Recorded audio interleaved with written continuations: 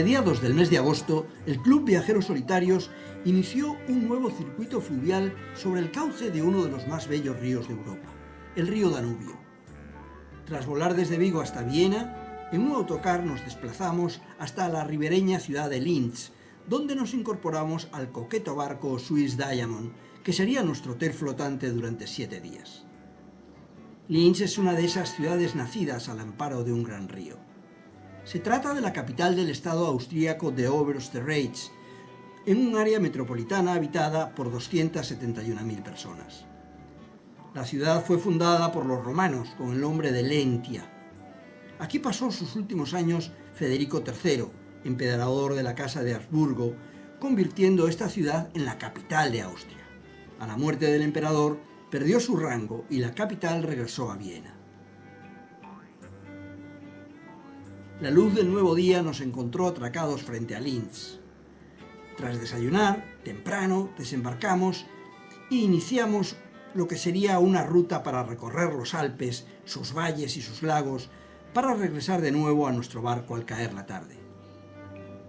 Desde la bella ciudad de Linz, abandonamos las orillas del Danubio y en autocar nos dispusimos a realizar una de las más bellas excursiones de paisaje que nos puede ofrecer Europa Central.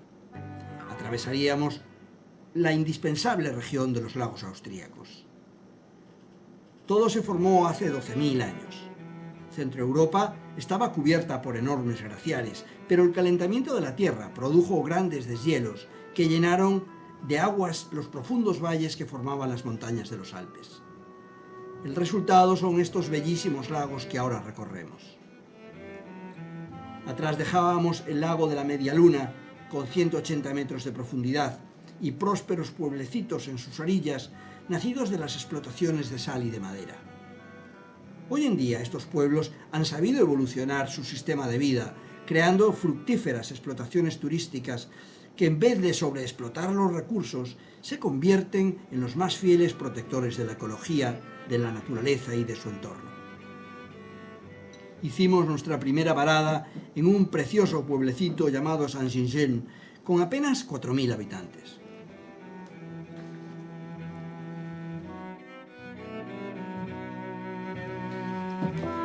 Parecíamos encontrarnos en el decorado de un cuento de Heidi, preciosas casitas con tejados de 2 aguas y grandes balcones de madera, todos adornados con floridas macetas con colores rojos o de muy vivos colores. Pero uno de los factores que han dado fama universal a este pequeño pueblo es su profunda vinculación con Mozart. Aquí vivieron durante muchos años las 2 Annas Mozart, la madre y la hermana del eximio compositor, que murió a los 35 años. Sobre la pared de su casa se han situado 2 fotografías de ambas que simulan mirarnos asomadas a las ventanas. El lago sobre el que florece Saint-Gilgen recibe el nombre de lago Wolfram, en honor a su insigne hijo Wolfgang Amadeus Mozart. Sobre sus aguas, todos los veranos se desarrollan todo tipo de deportes náuticos, llenando de turistas todos los establecimientos que en invierno ocupan los esquiadores. El pueblo entero sigue el inequívoco modelo de los valles austríacos. Casitas de 1 o 2 alturas, una iglesia con su torre y un ayuntamiento con su fachada decorada. A media mañana llegamos al objetivo principal de nuestra excursión, Salzburgo, la ciudad natal de Mozart, a quien debe gran parte de su fama. También fue muy importante en la promoción de esta ciudad la actriz Julie Andrews, que en la película americana Robert Wise, Sonrisas y Lágrimas, sobre estos jardines de Mirambel, que ahora visitamos, inmortalizó la canción Los sonidos de la música. Do extracto de varón, ¿recuerdan? Alrededor de este puente de Pegaso, la niñera encarnada por Julie Andrews en Sonrisas y Lágrimas bailó con sus niños, convirtiendo así a esta ciudad en el objetivo de tantos turistas americanos en busca de recuerdos.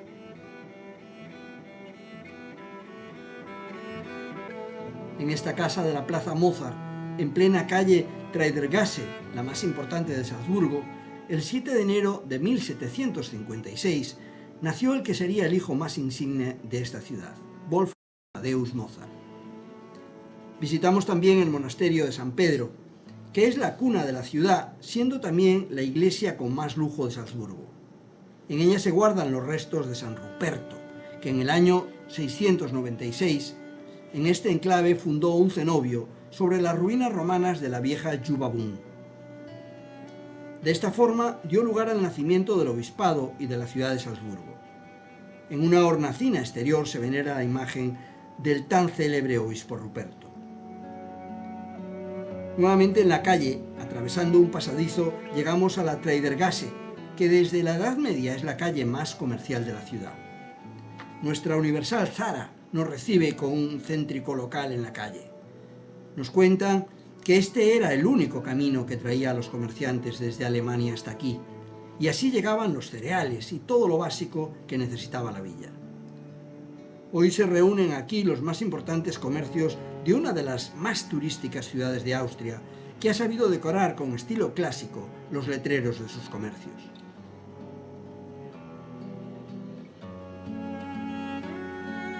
Muy cerca encontramos la célebre cafetería Tomaselli, donde cada día se sentaba Mozart a tomar un café o una copa de vino, a ver pasar la vida ante sí de esta ciudad.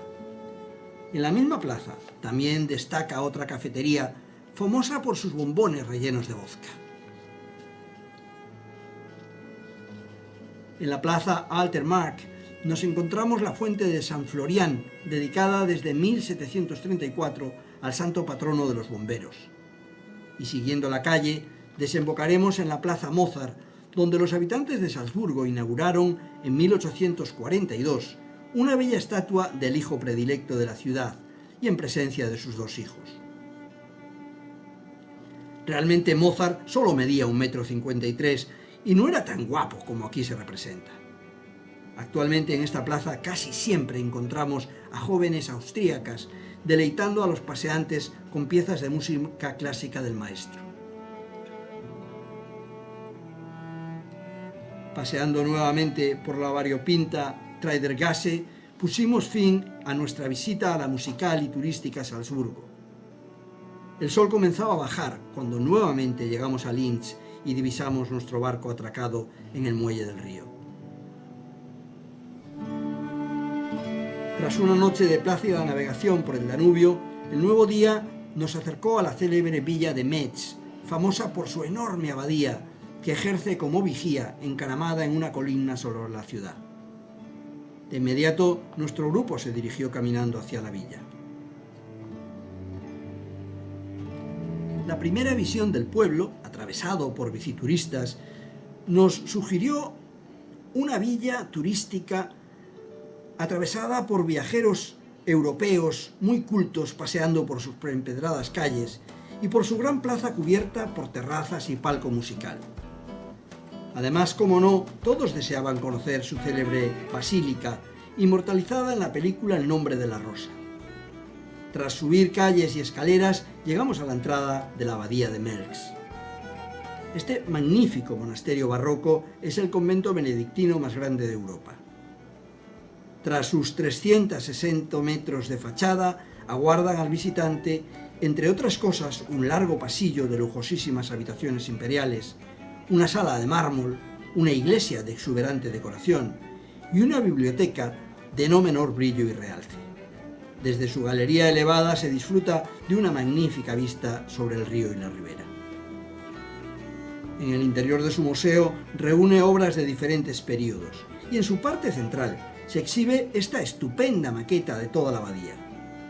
Realmente impresiona sus dimensiones y nos ayudan a comprender por qué en 1986 el cineasta Jean-Jacques Hano decidió rodar aquí su película El nombre de la rosa, según la obra homónima publicada por Umberto Eco en 1980.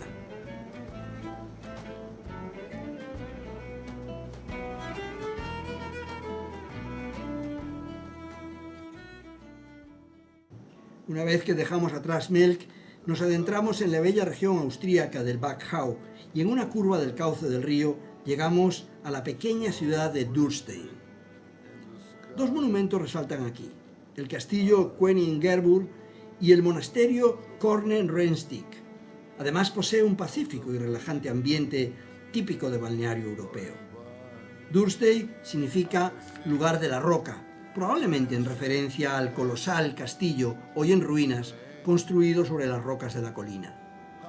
El castillo de Coenringerburg corona la ciudad sobre el río y debe su fama al hecho de que aquí es donde Ricardo Corazón de León estuvo prisionero durante un año en 1192, a la vuelta de las cruzadas, habiendo insultado al rey Leopoldo V. Con una estupenda puesta en escena, nuestro guía de la ciudad representó escenas de aquellos pasajes de la historia para regocijo de todos nosotros. Dürstein, acostada sobre un fantástico río Danubio y como la mayoría de las villas ribereñas, goza de larga historia desde la época del medievo. Sus empinadas cuestas y sus múltiples callejones y pasadizos cuentan 1001 historias que ahora aparecen reflejadas en su artística artesanía y en sus bellas y cuidadas calles.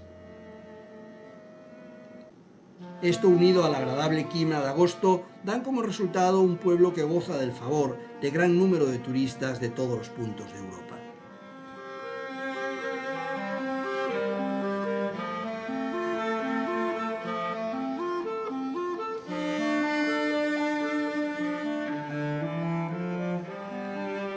Ahora el pasaje nos recordaba la época dorada de este río. Cruzábamos pueblos protegidos en la Edad Media por importantes castillos ocultos a la vuelta de cualquier curva de su cauce, como este de Devin, que conoció su máximo esplendor en el siglo IX y en el siglo XIX. La navegación continuó por el curso austríaco del Danubio y atravesamos pueblos como este de Hainburg, construido sobre una elevación de las riberas a salvo de las frecuentes crecidas, lo que permitió su buen desarrollo económico y cultural a lo largo de los siglos. A primera hora de la tarde llegamos a las afueras de uno de los más relucientes joyas del Danubio, la sin par Viena. Nos recibían su iglesia neorrománica de San Francisco de Asís en la orilla izquierda y a la derecha el modernísimo barrio surgido alrededor del Centro Internacional de Viena, una de las dos sedes de las Naciones Unidas en Europa.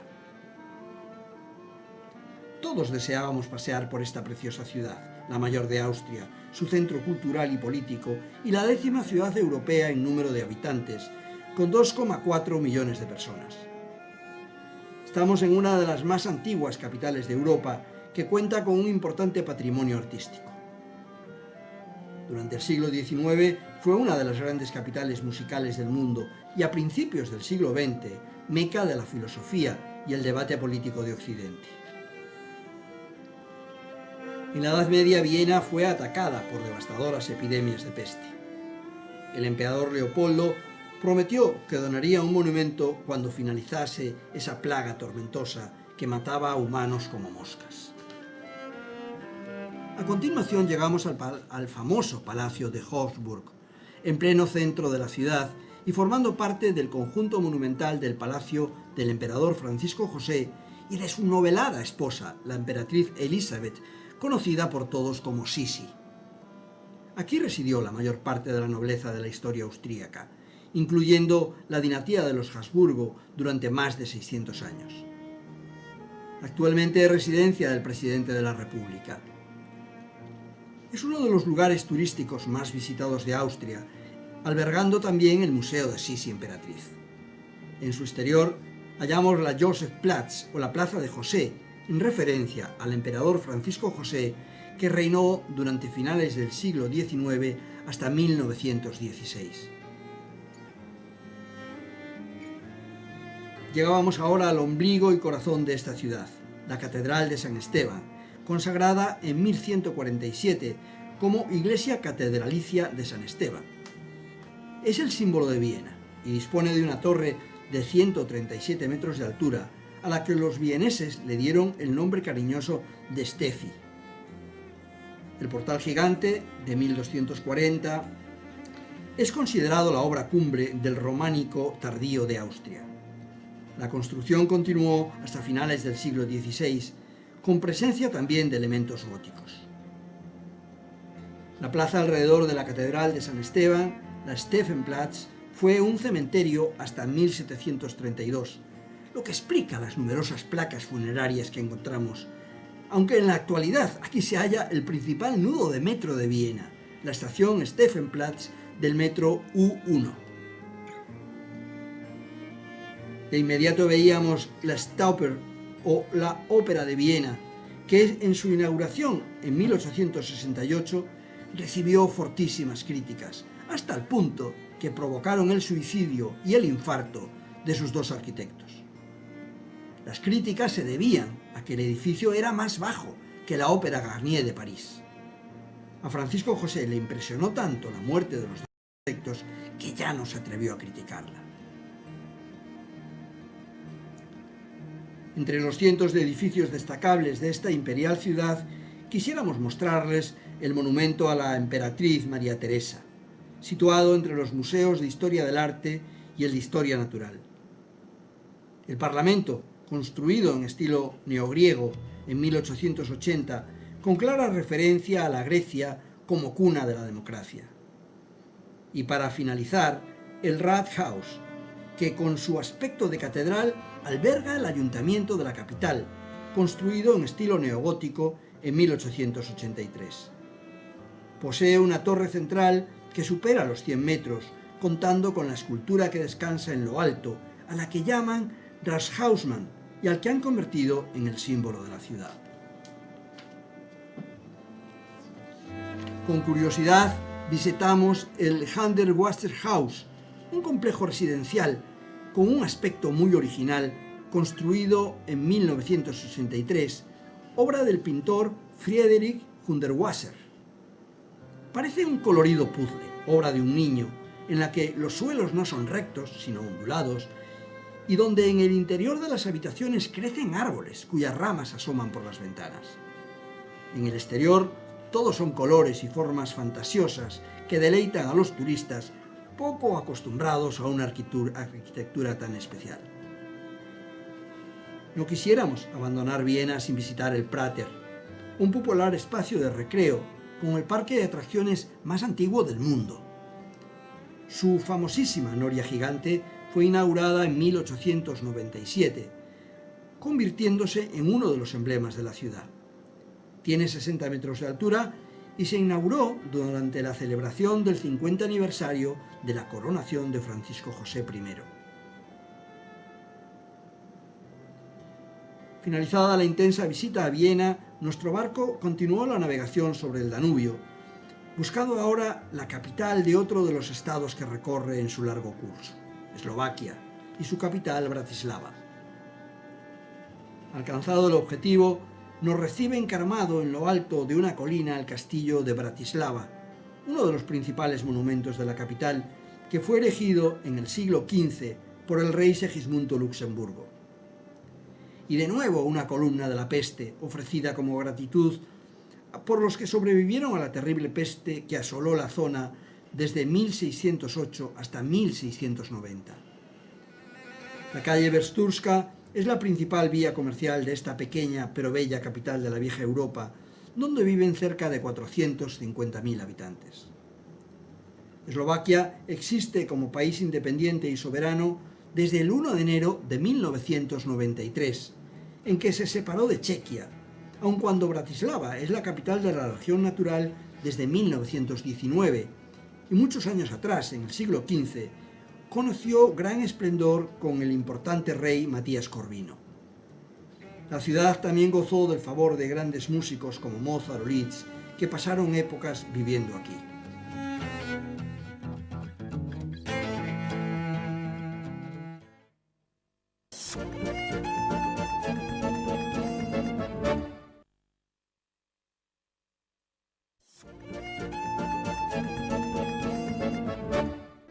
Acompañando a nuestro activo grupo del Club Viajeros Solitarios, recorrimos esta ciudad probablemente desconocida para muchos. La razón quizás sea la gran cercanía de otras capitales a las que la historia dio mayores oportunidades de destacar.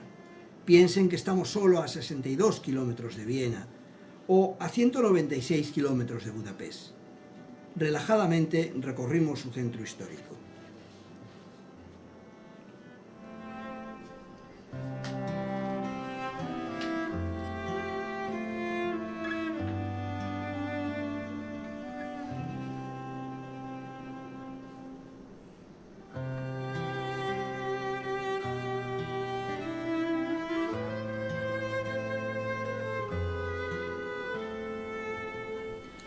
final de la calle Corso distinguimos la torre de la iglesia de San Miguel.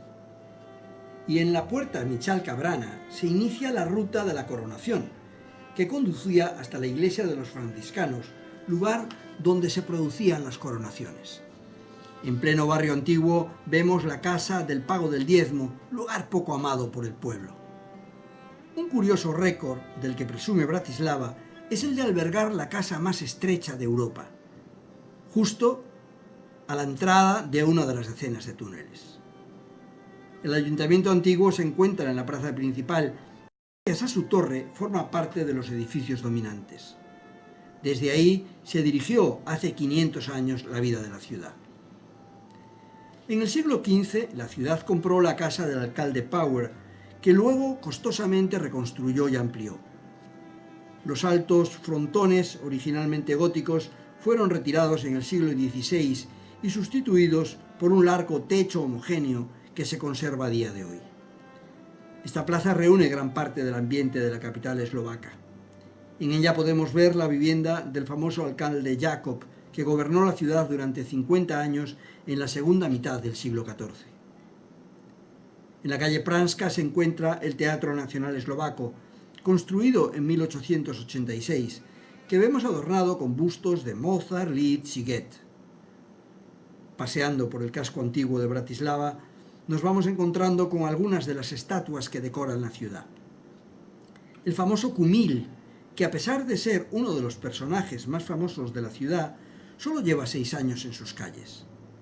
La estatua representa a un obrero descansando mientras echa un vistazo a la calle repletas de gentes paseando. Es sin duda la estatua favorita de todos los niños, los cuales disfrutan sentándose en su cabeza o haciéndose fotos junto a él. Su nombre se forma a partir del verbo kumit, que en eslovaco significa algo así como cotillear. Las malas lenguas afirman que el kumil se dedica a observar las faldas de las turistas. Actualmente casi a diario aparece algún vivo competidor a la caza de fotografías y propina.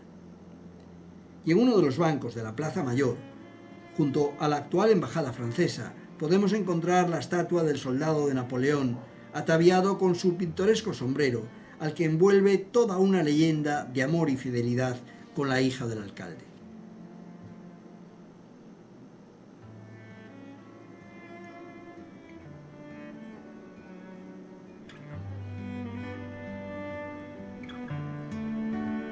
Finalizada la visita a Bratislava, nuestra navegación continuó hacia el pueblo húngaro de Esztergom.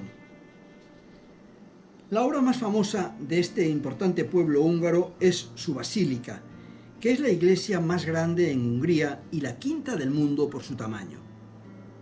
Tiene 118 metros de longitud, 40 metros de anchura y 100 metros de altura. Fue construida en el mismo lugar donde hace años se encontraba un templo medieval. Durante su inauguración, por primera vez se representó aquí el concierto titulado La Misa de Esztergom, escrita por Ferenc Liszt. Admirando los interiores de la iglesia, es obligatorio prestar atención al altar de mármol rojo, que tiene más de 500 años y seguramente ya adornaba el antiguo templo medieval. Hoy se encuentra en la capilla de Tamás Bakosi, que fue un clérigo que vivió en el siglo XVI y a punto estuvo, en 1513, de ser nombrado papa. Al no conseguirlo, regresó a Hungría y pasó el resto de su vida en Esztergom.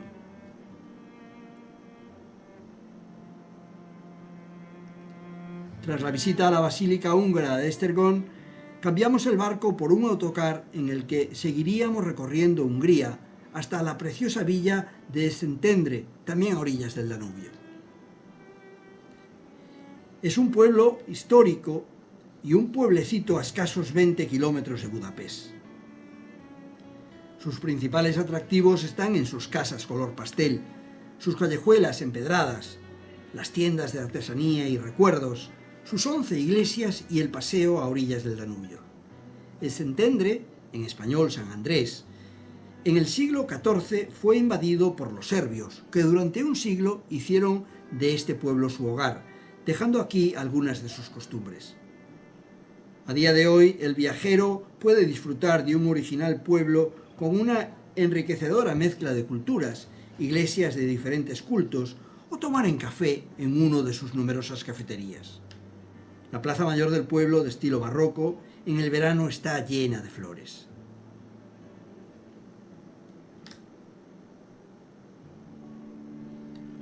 Uno de los principales objetivos del viaje era contemplar la gran curva del Danubio, y para ello nos desplazamos por carretera 20 kilómetros hacia el noroeste hasta el pueblo de Visegrad. En este punto, como por capricho de la naturaleza, el río cambia radicalmente su rumbo. Desde su nacimiento a cientos de kilómetros en la Selva Negra, el Danubio se dirige de oeste a este, pero justo en este punto dará una perfecta curva de 90 grados, dirigiendo ahora su destino de norte a sur, hasta desembocar en Rumanía a orillas del Mar Negro. Visegrad es una de las perlas del recodo del Danubio. La pequeña ciudad medieval, gracias a la abundancia de agua y a sus frondosos bosques, fue muy apreciada estratégicamente por los romanos y durante la Edad Media. El río Danubio es el segundo más largo de Europa y atraviesa Budapest a lo largo de 29 kilómetros. 8 puentes, que debieron ser reconstruidos después de la Segunda Guerra Mundial, comunican a las dos antiguas ciudades que hoy conforman la capital de Hungría. En la orilla derecha, Buda, y en la orilla izquierda, Pest. Desde nuestro barco, en mitad del cauce del Danubio, avistábamos el vecino monte Gerer, de 235 metros, y en él las estatuas de la Libertad y del santo obispo Gerardo. Este obispo, aquí llamado Gerer, fue echado a rodar monte abajo por los paganos húngaros y consecuentemente al monte se le dio su nombre. En la cumbre de esta pequeña montaña podemos encontrar su estatua y muy cerca la Estatua de la Libertad, que fue erigida en 1947, cuando los húngaros se liberaron del dominio del nazismo.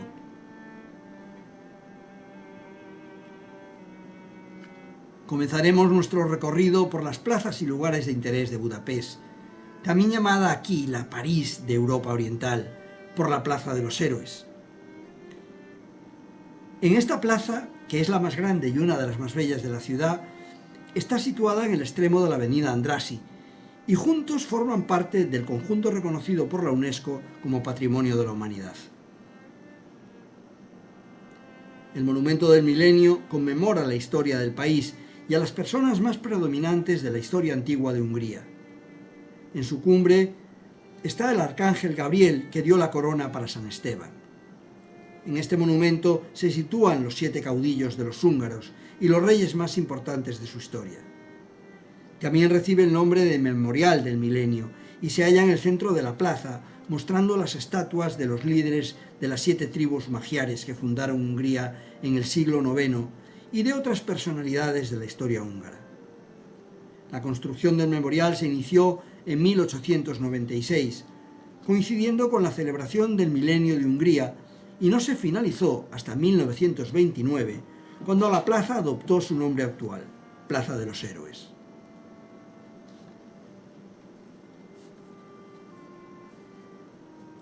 A través de la avenida Andrássy comenzaremos a recorrer la ciudad y los preciosos edificios que pueblan esta larga avenida de más de 2 kilómetros de largo. El conde Gyula Andrássy fue un político y un noble húngaro de la época del Imperio Austrohúngaro, en el que ocupó distintos cargos políticos.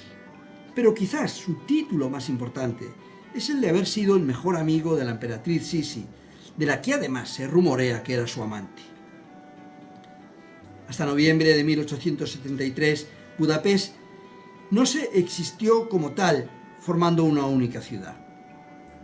En este año se unieron las villas de Buda y Óbuda en la orilla oeste con Pest en la orilla este. Nosotros terminábamos de recorrer Pest y a través del puente de las Cadenas atravesábamos el río Danubio para situarnos en la parte de Óbuda.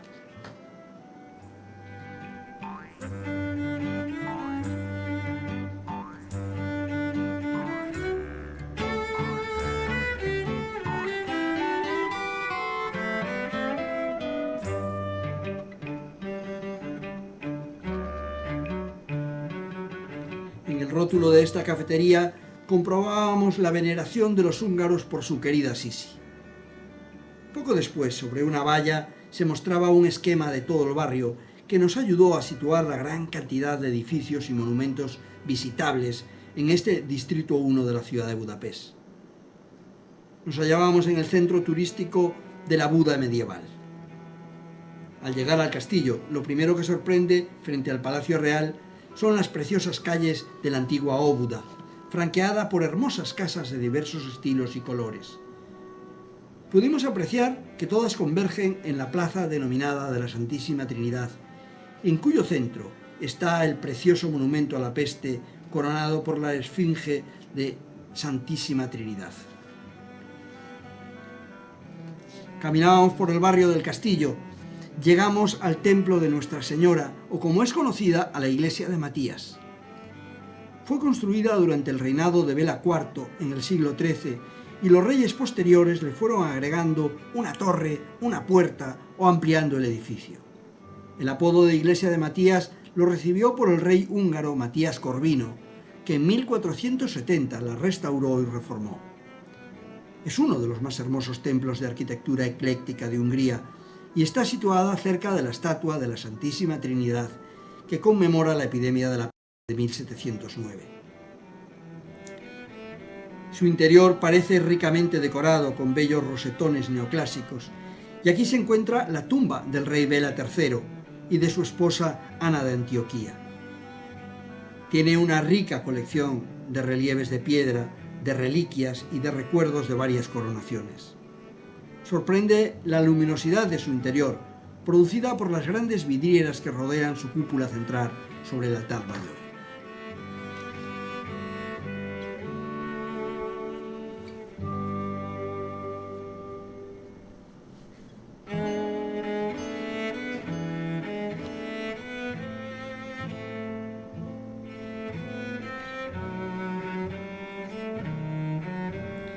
Justo frente a la puerta principal se encuentra el famoso Bastión de los Pescadores, con la estatua ecuestre del rey Esteban presidiendo la gran Plaza Blanca.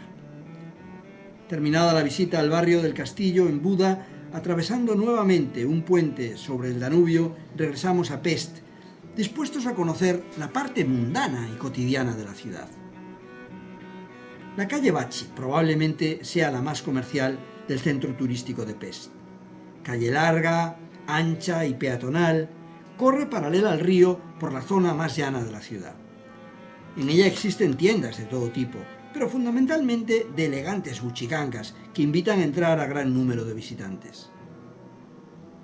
Junto con las calles que convergen en ella y las pequeñas placitas que forman, logran uno de los conjuntos más atractivos para un paseo lúdico y no excesivamente exigente en lo cultural.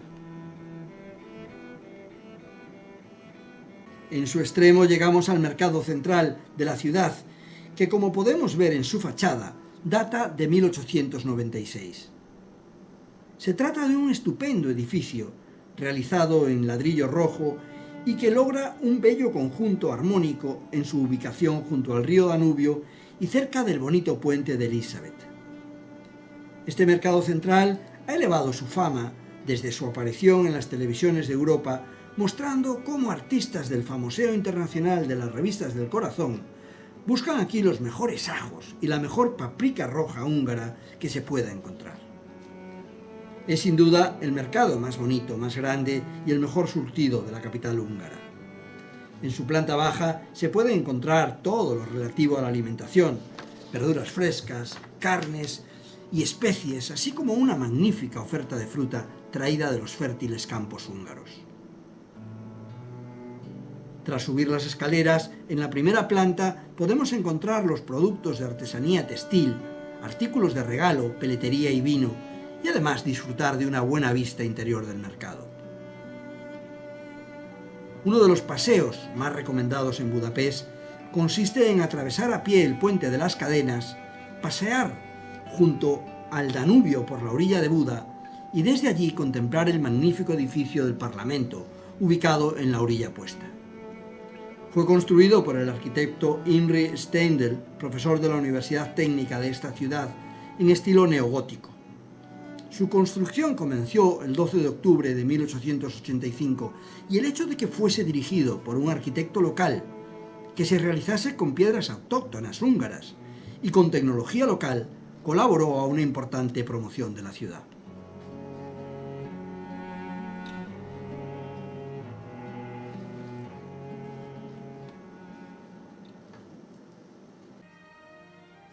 Pero sin duda lo más romántico que puede aportarnos esta inigualable ciudad de Budapest es un paseo nocturno por la más famosa de sus avenidas, navegando sobre las tranquilas aguas del río Danubio. Los bellos y grandes monumentos esparcidos sobre sus orillas nos ofrecen toda la belleza bajo el manto oscuro de la noche e iluminados por cientos de puntos de luz.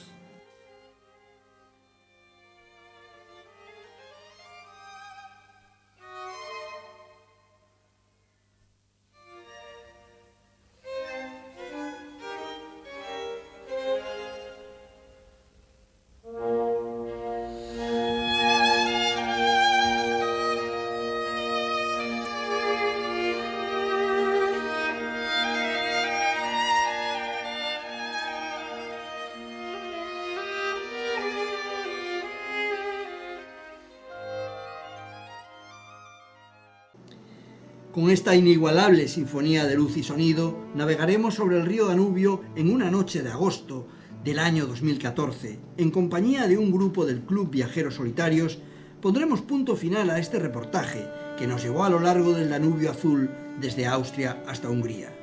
Hasta siempre, amigos, hasta un próximo viaje.